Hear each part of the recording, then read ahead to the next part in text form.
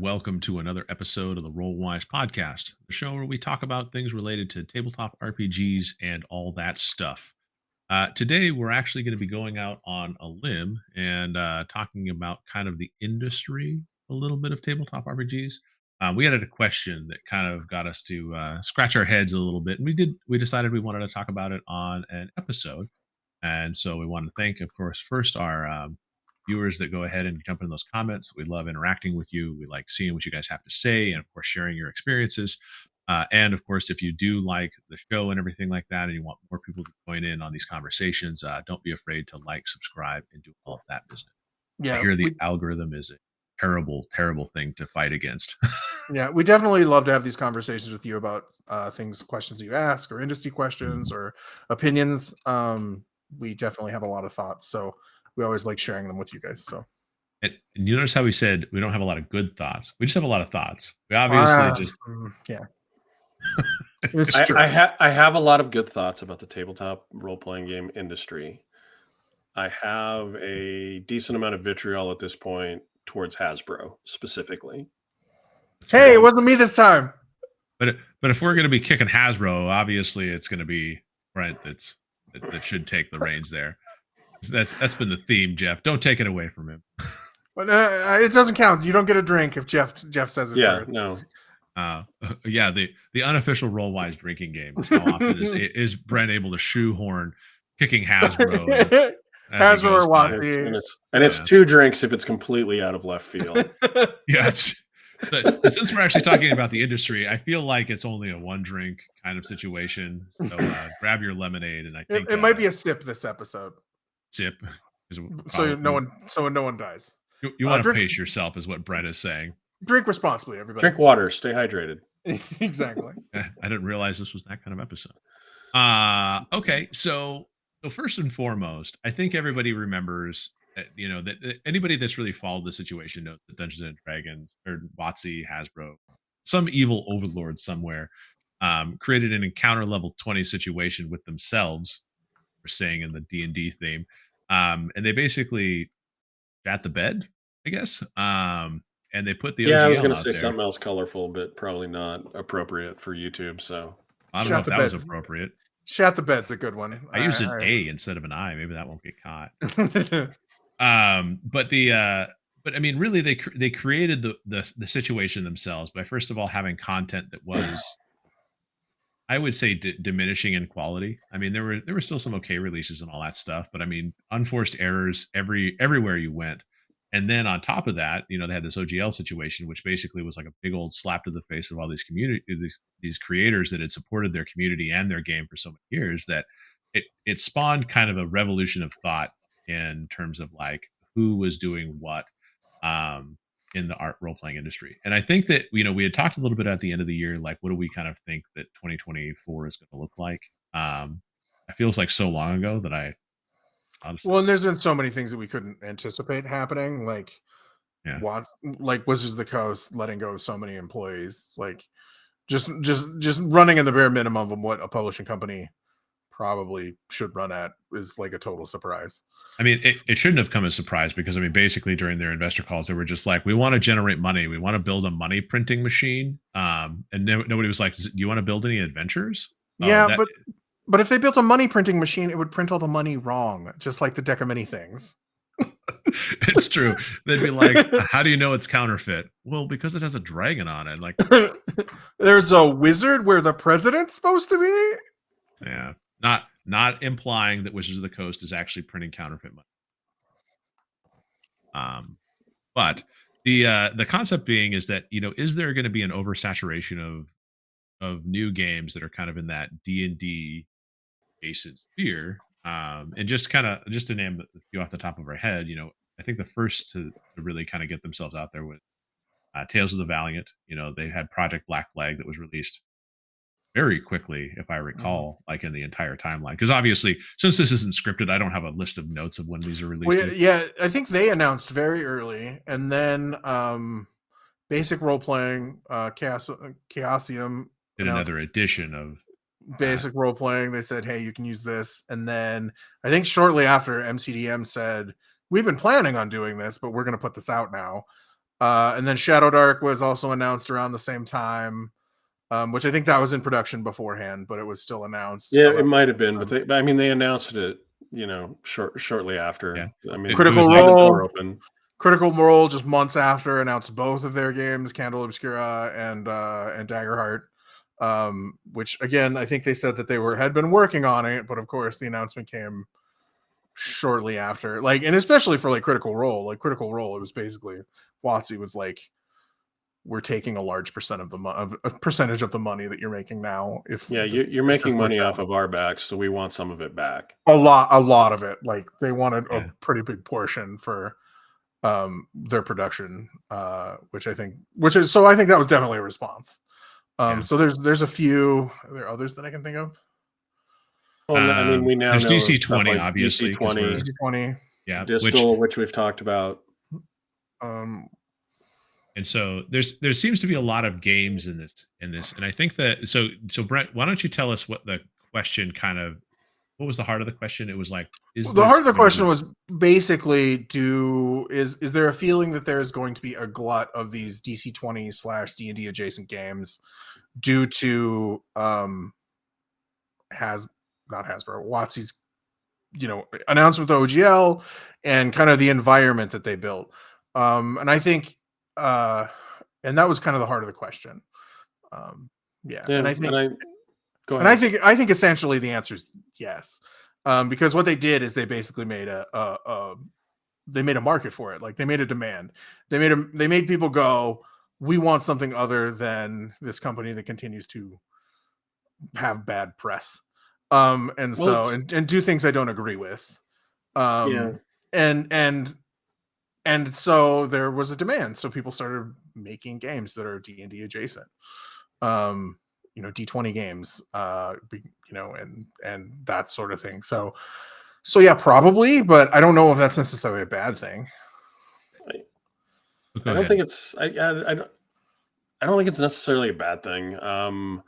There is definitely going to be a lot, because Hasbro, and I'm not taking WotC completely off the hook, but whoever's running WotC is doing so at, death threats from their overlords at Hasbro, to produce more revenue, even though they're the largest revenue producing segment that Hasbro has. And that's honestly, that's like any large corporation, right? If you have a cash cow, you keep milking it and milking it and milking it and want more and more and more, so that your stock price doesn't. Well, yeah, you don't ever say you're making enough money. Yes. Yeah. So, but they opened the door through a series of PR disasters that showed that I don't think that Hasbro has a lot of respect for the customer base, for the fans of tabletop role-playing games. I don't think that Hasbro really respects their customers at all. And I think they think that the customers as a segment are kind of dumb because they have D&D. And at the end of the day, you're always going to come back to D&D because it has such a huge market share. Yeah, it's the whale that's almost too. It feels like the whale that's almost too big to sink. It's the boat that's too big to sink. That's a better metaphor. I am happy that there's a glut. I hate to use that term, but I am happy that there are creative people trying to come up with alternatives. I'm sad that they're all arriving at the same time, because it splits the pie that was available for them. Yeah. But I think it opens up choices for people. Ultimately, I think we can see what some of these design choices, because there are things that I love about all of these games that we've checked out. We haven't checked out all of the titles that we've mentioned, but there are design concepts and things in the rules that I really like, that I think are awesome and make the game better. And it's a combination of things too. Like the ability to crowdfund a project now is all the other thing that's made this so possible for a lot of people, is the ability to just say, we have this product. Will you guys help us make it a reality?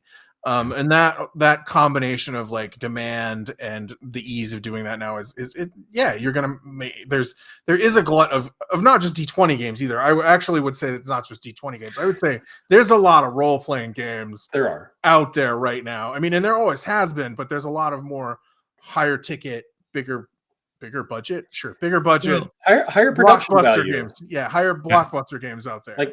Like I've always there used to loved be. the art in the Morkborg products. Like I can't pick up one of their books and not go, oh, it's very cool. This and it's very art- eye-catching. It's this is very good. eye-catching. Yeah. But I think it's interesting because I think you hit on there's probably two things in there that are really fascinating to me. Is first of all the barrier to entry.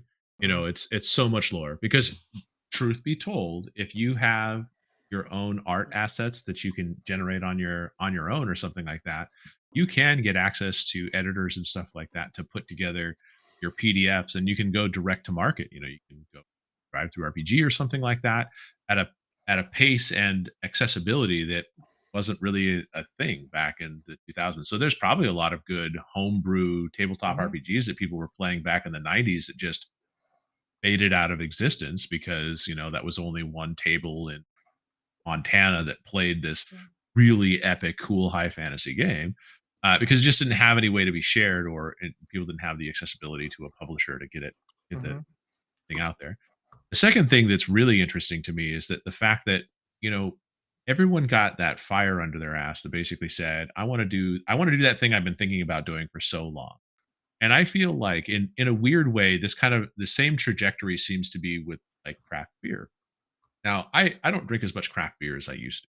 But, you know, the craft beer revolution and everything like that, you know, I mean, it kind of was slow to pick up. You know, there was obviously when you think about like big breweries, you know, everyone and Anheuser-Busch and everything like that.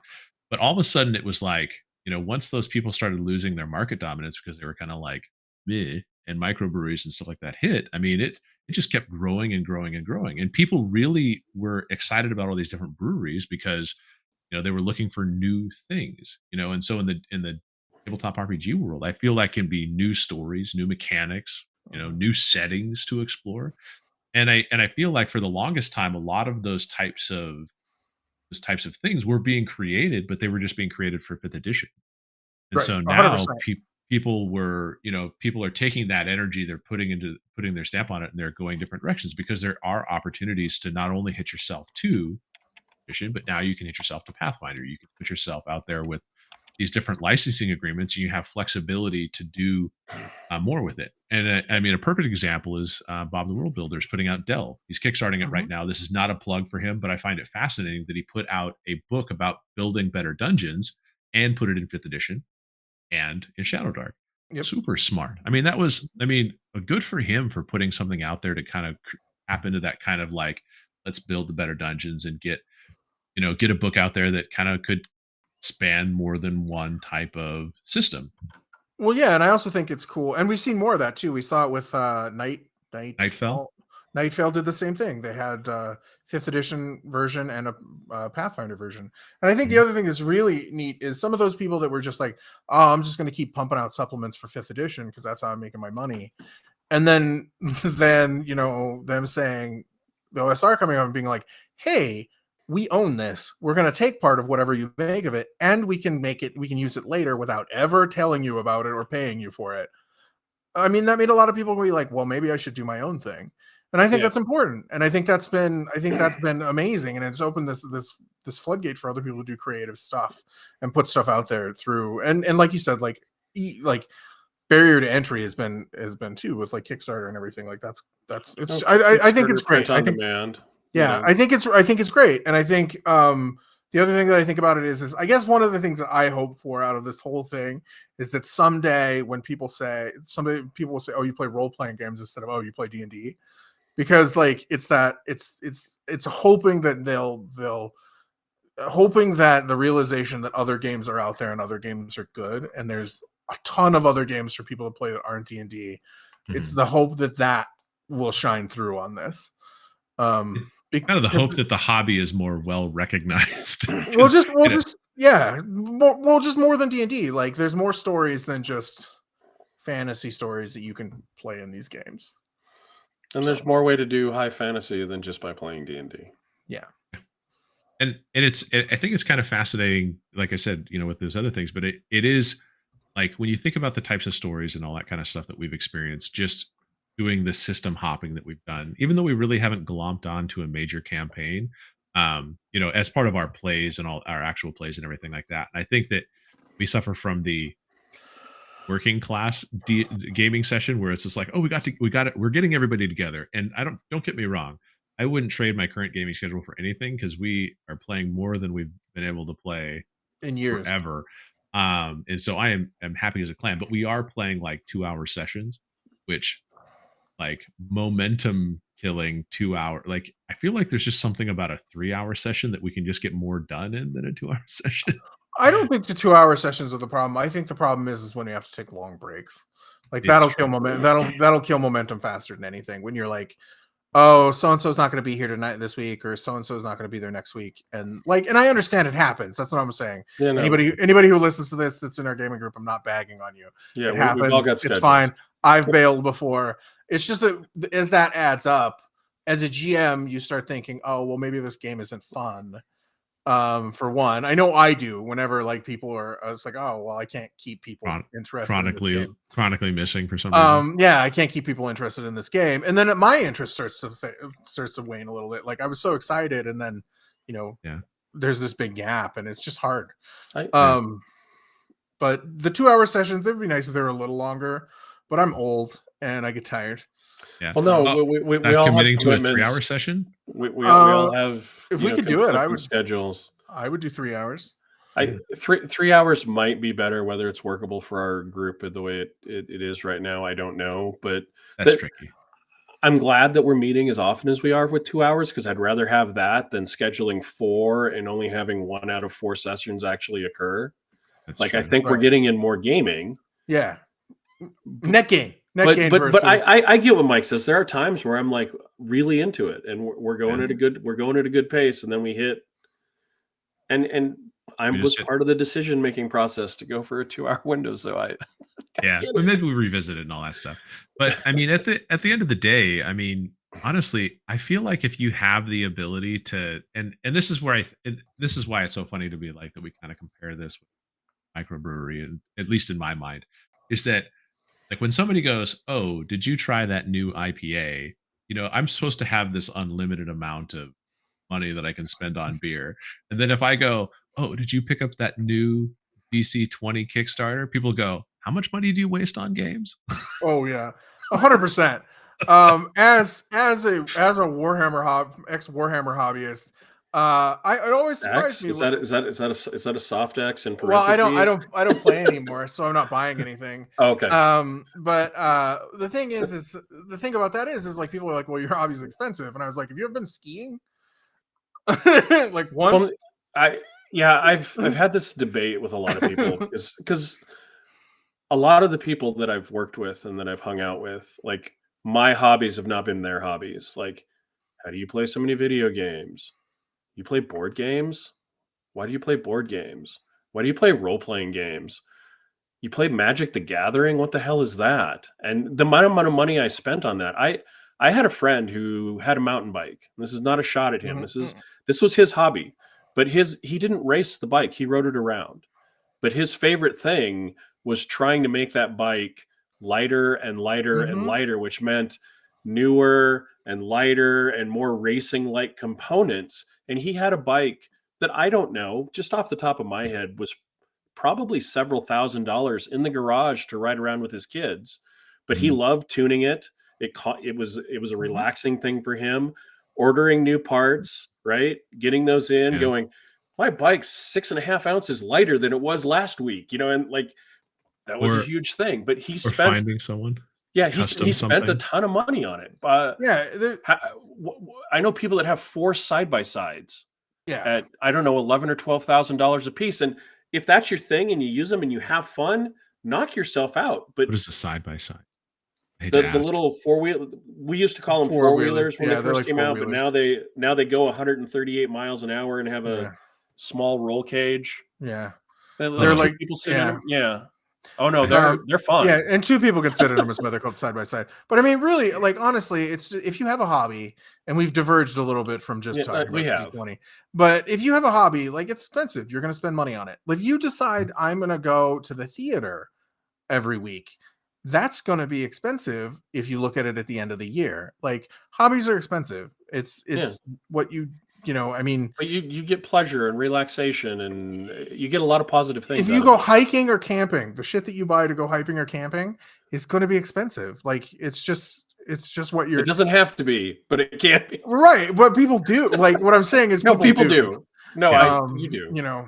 So I'm going to take this all the way back to the original point. Okay, Is that let's go. to say that if D&D loses its market share and people start spending less money on D&D style content, there's a lot of stuff that they can fill on that same void with and get exposed to so many different types of things. Like, and that's one of the things that I feel like you really gain from it. Even just looking at the D&D style stuff that we've been looking at recently, I'm already looking at certain mechanics and rules and stuff like that I go, I really like how this played out. I really, and I mean, DC 20 is what we're playing a little bit of Age of Worms in. I really like the action points and the maneuvers and everything like that. There's a lot of depth for the characters to really have very like they can create some really interesting big moments when they go through and they plot correctly through that. They go, okay, I create advantage, I roll triple advantage, I power attack.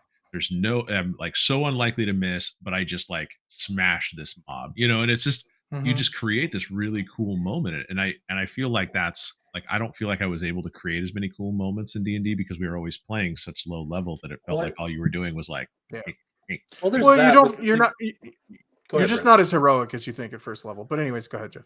No, but I don't think D&D was created when it was created, and I understand the rules have been updated, several times, and there are more modern design principles in 5th edition than there were, earlier. Not that modern is always better, but I think one of the things is that we've all through video games and like movies through the 80s and 90s and stuff, we want those cinematic moments in our role playing. We want to feel super heroic and really badass. I don't have to single-handedly take on an army, but I do in the fight want to have peaks, where it feels like, hey, did you see what I just did? I did something cool. Yeah. That was cool, and some of the things that some of these games offer you are options to be able to do some of that. It doesn't happen every turn. It doesn't happen, every combat, but there are moments you can create if things go right where you feel very heroic and you create these things that's like if I was playing a video game, I'd be like, did you get a screen capture of that? Because that was awesome. Yeah. And you want to feel those. And I think that it's interesting when you're able to like homebrew your game a little bit using some of these other mechanics. It's really an homage to the people that sat through and created the mechanic that works, because that mechanic persists, and if it finds itself into other games, which we have talked in the past how sometimes like it's like what mechanics are you going to copy in what way to make your own unique take on the thing. And I know that it's harder and harder to create a new mechanic without getting convoluted, because I mean, Daggerheart was interesting in so much as that the hope and fear system was, I was like, oh, that's kind of neat. And we got to that original armor concept, and I was like, oh gosh, this is fuzzy as hell. A lot of people really like that. They did, but our table was I wasn't necessarily one of them. It slowed us down a lot. It slowed us down a lot because we struggled with it.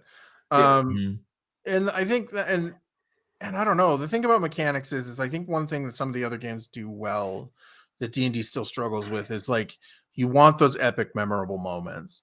And some of those games that have rules that help those happen, like you're just going to have better memories about the game. And that's really what like role playing is about. It's being able, that story being in your head and that cool moment or that cool thing that your character did, or the time you died, but it was epic how you died. Like those things are the things that matter. Like you're going to remember those because they made you feel a certain way. And having mechanics that like push that are what's important.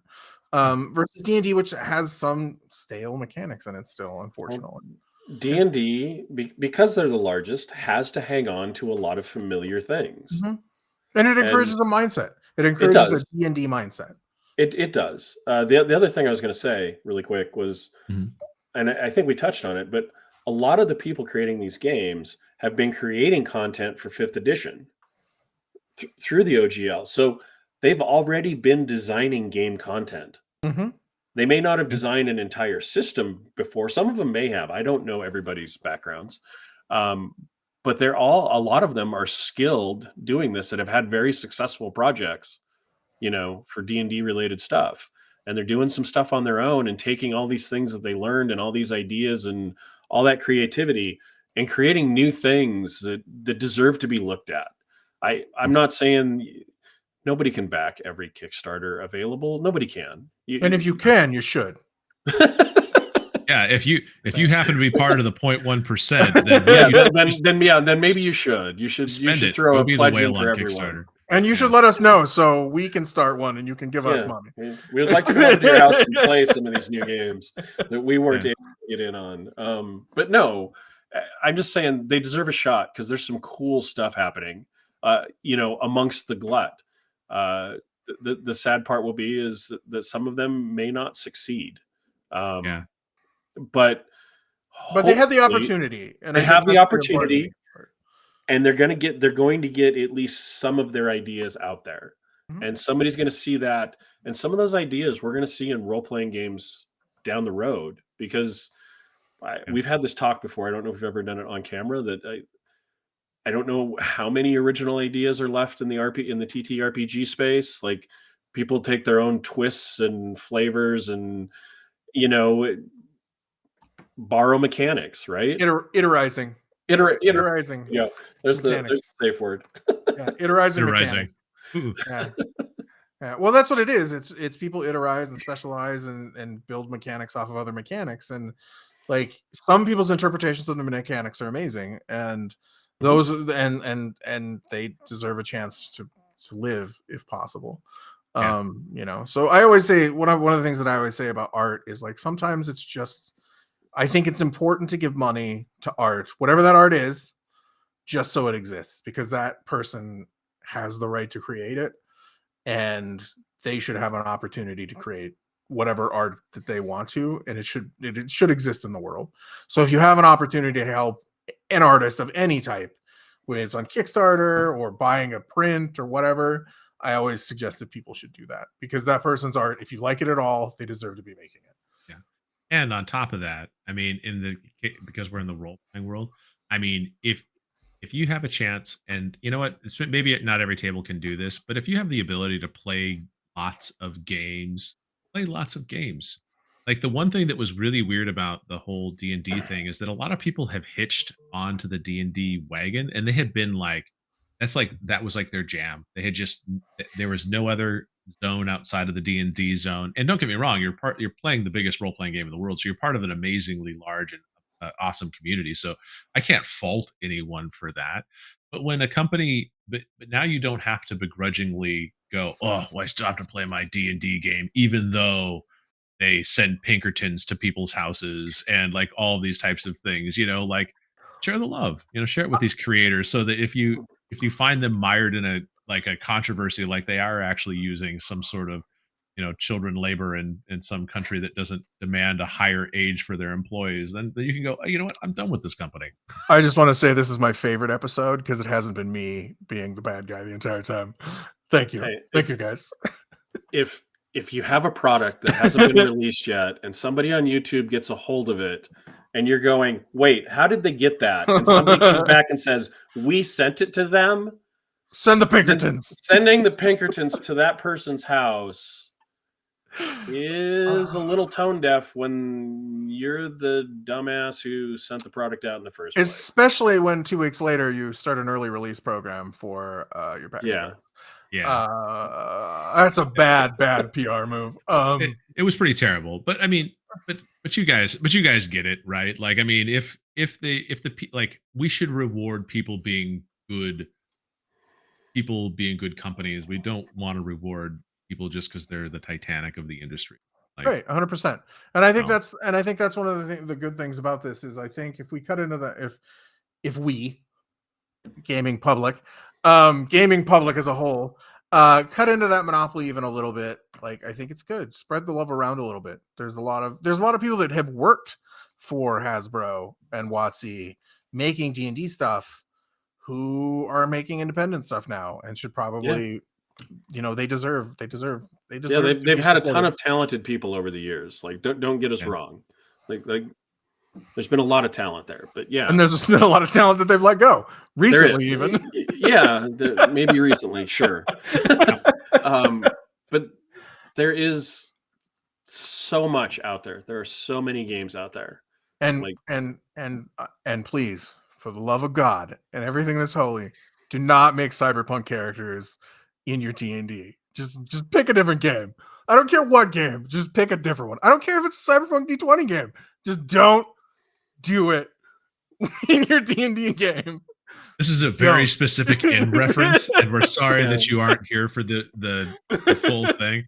But I feel like I don't think we need to go too much into it. But Brett was really like foaming at the mouth, mad when he saw Cyberpunk 2077 had been converted into D&D characters that were the better part of nonsensical. Because why would you do a D&D character when the actual game for the thing exists? Yeah. They didn't even mention the actual game. They didn't even say, "Hey, you could play this in Cyberpunk Red, but here are some ways you can make these characters in D&D." They didn't say that. I may have been okay if they had said that at all, but instead they said, "Here's how you make David Martinez as a 5th level barbarian fighter thief, some sorcerer or something." I don't know. Yeah, no, that was weird even to me. My head, my brain melted. Like, I was just like, "What the hell is going on?" That was when I decided D&D was too powerful.